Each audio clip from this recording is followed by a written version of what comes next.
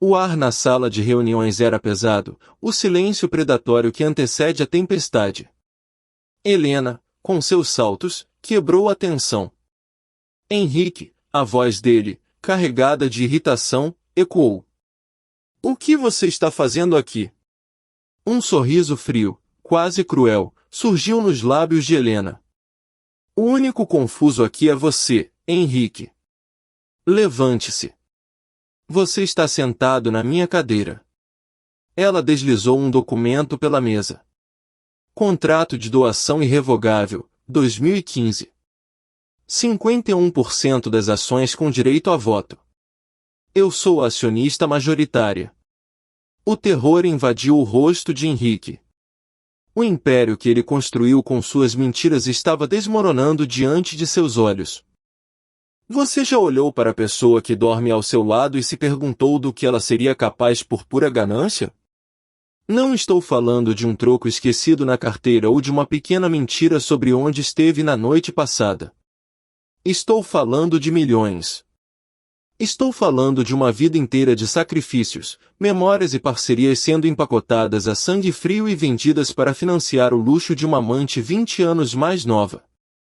Muitos homens ricos e poderosos cometem um erro fatal, eles confundem o silêncio de uma esposa com burrice. Eles acham que, por estarmos nos bastidores garantindo que o palco deles brilhe, não entendemos as regras do jogo. O meu ex-marido, Henrique, era exatamente assim. Ele arquitetou um plano que considerava impecável para me deixar na miséria absoluta, sem teto e sem dignidade.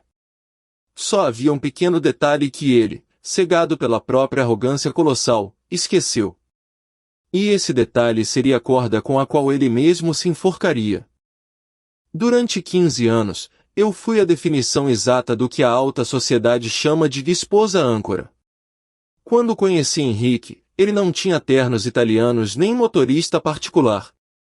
Ele tinha um diploma de engenharia, muitas dívidas e um sonho de abrir uma construtora. Fomos nós dois, juntos, que construímos o império. Eu vendi o apartamento que herdei dos meus pais para injetar capital na primeira obra dele. Eu cuidava da contabilidade de madrugada enquanto ele visitava os canteiros de obra.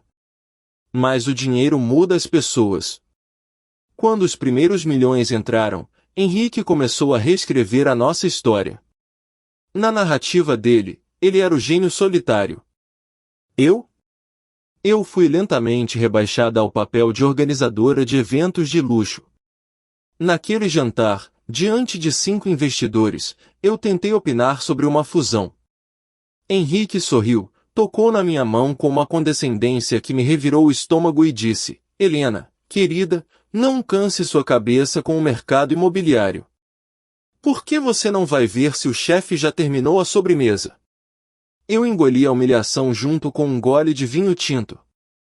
Ele me tratava menos como uma parceira e mais como uma funcionária que poderia ser substituída a qualquer momento. Estou lidando com cifras de 7 dígitos, ele dizia quando eu tentava conversar sobre nossas finanças. Ele me tratava como se eu fosse um enfeite. Como se o meu único talento fosse escolher a cor das cortinas e sorrir para as câmeras nas festas de fim de ano da empresa. Foi na festa de fim de ano da construtora que os primeiros sinais do fim apareceram.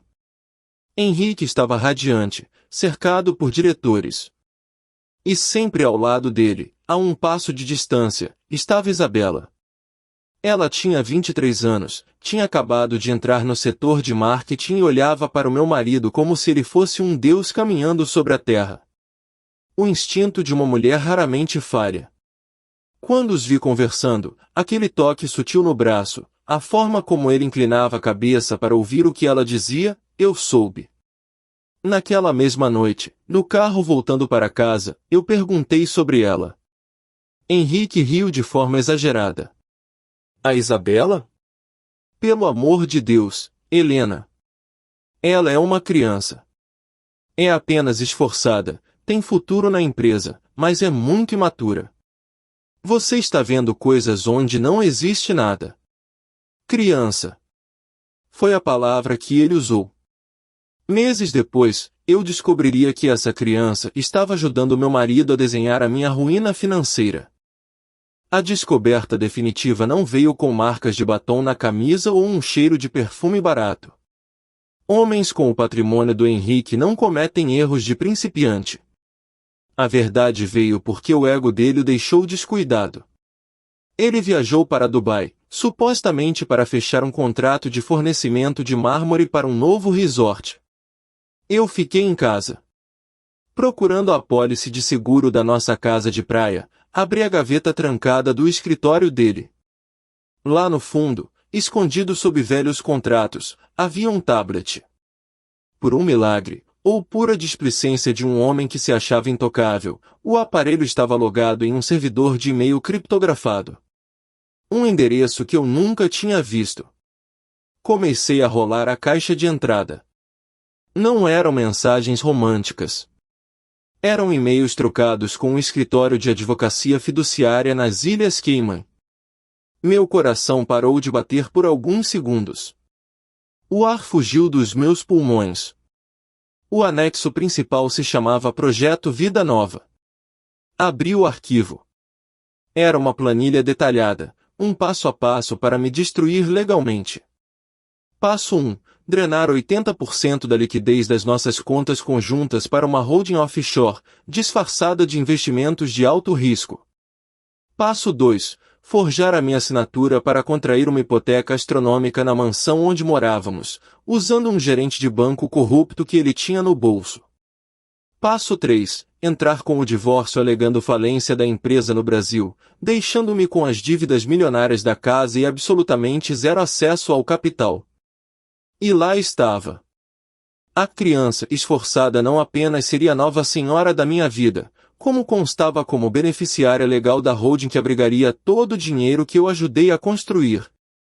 Havia até comprovantes de transferência para a compra de uma cobertura triplex no nome dela.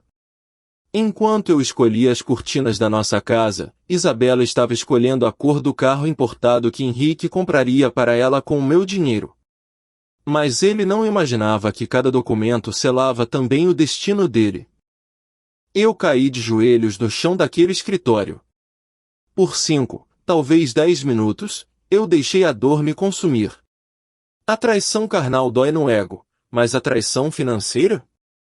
Saber que o homem com quem dividi a cama por uma década e meia planejava me jogar na sarjeta com requintes de crueldade corporativa, isso quebra a alma. Mas como eu disse, a tristeza durou pouco. O que tomou o lugar dela foi um calor escuro, primitivo. Uma fúria glacial. Henrique me subestimou de tantas formas. Ele achava que eu era apenas a esposa do chefe.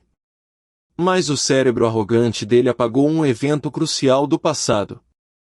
Em 2015, o Brasil afundou em uma crise e a construtora quase foi à falência. Para blindar o patrimônio dele contra os credores e ações trabalhistas, o contador deu uma ideia desesperada. Henrique transferiu 51% das ações com direito a voto para o meu nome. Uma doação em vida. Irrevogável.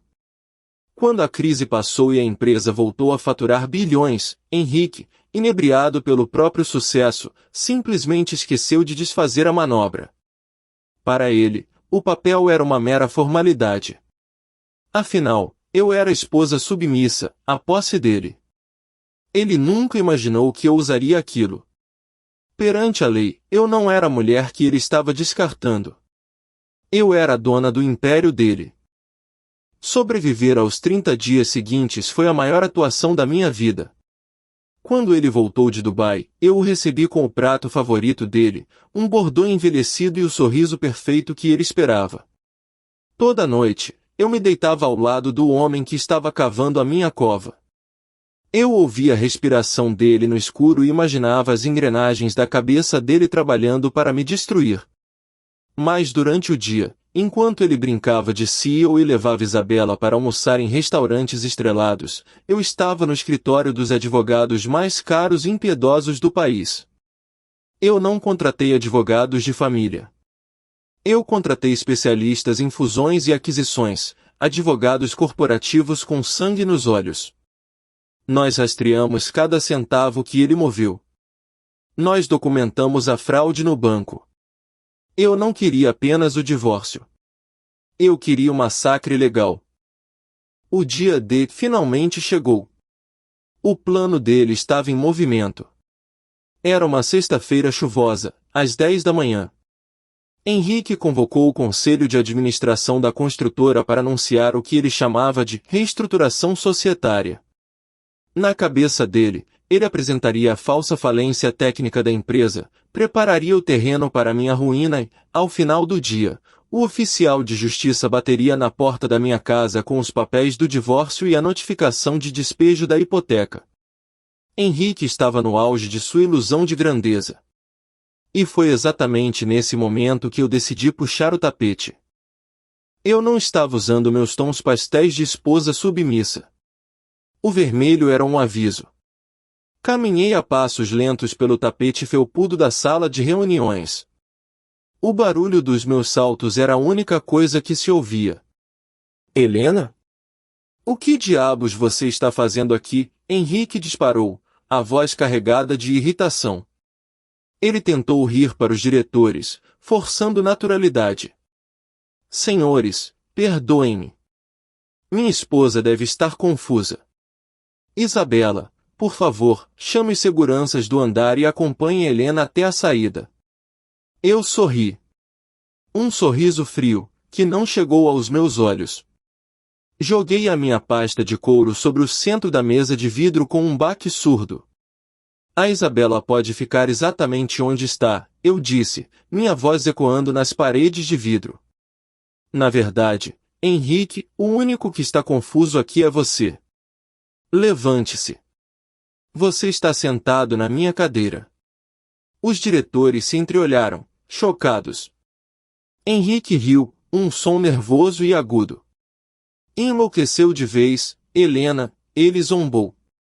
Eu abri a pasta e retirei um maço de documentos timbrados.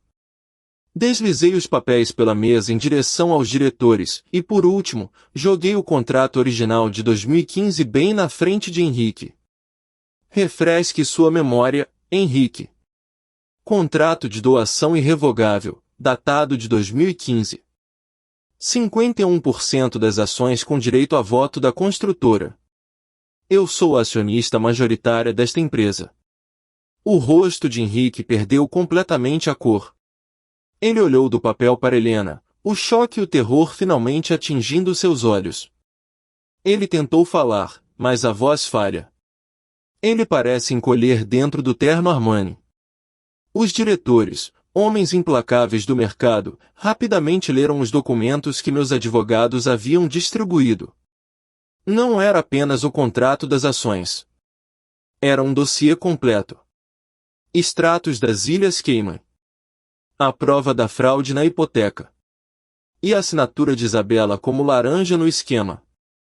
Henrique colocou as mãos na mesa, tremendo. Você não pode fazer isso. A empresa é minha, eu fundei isso. Eu não só posso, como já fiz, respondi, sentando-me na cadeira vaga ao lado dele e cruzando as pernas. Ontem à noite, sem a sua ilustre presença, convoquei uma assembleia extraordinária com os acionistas minoritários. A partir de agora, às 10h15 desta sexta-feira, você está oficialmente destituído do cargo de CEO por suspeita de fraude financeira grave, evasão de divisas e formação de quadrilha.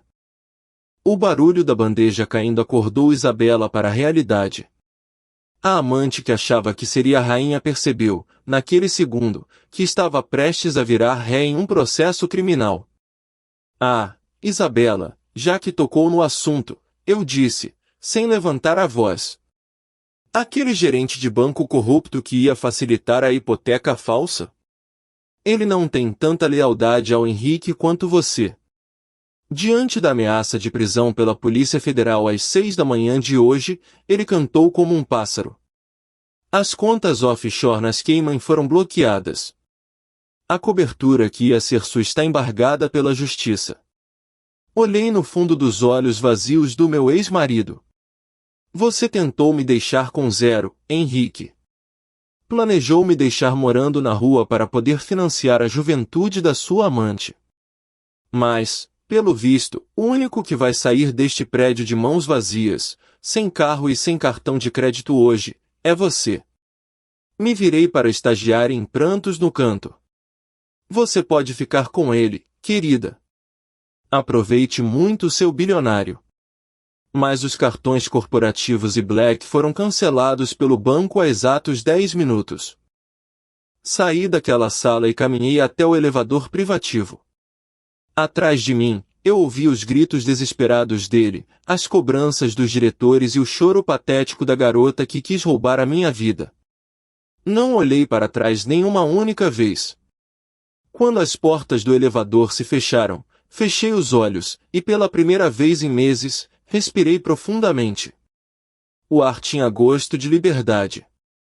Já se passaram 18 meses desde aquela reunião. Henrique não apenas perdeu o divórcio. Ele enfrenta processos na esfera civil e criminal. O último boato que ouvi é que ele está morando de aluguel em um apartamento de 2 quartos nos subúrbios, tentando pagar os honorários de advogados de porta de cadeia, já que todo o seu patrimônio lícito ficou comigo, como ditava o contrato. A tal da Isabela? Desapareceu no exato dia em que percebeu que Henrique não tinha dinheiro para pagar o próprio táxi de volta para casa. O amor dela durou exatamente até o limite do cartão de crédito estourar. Eu assumi a presidência da construtora.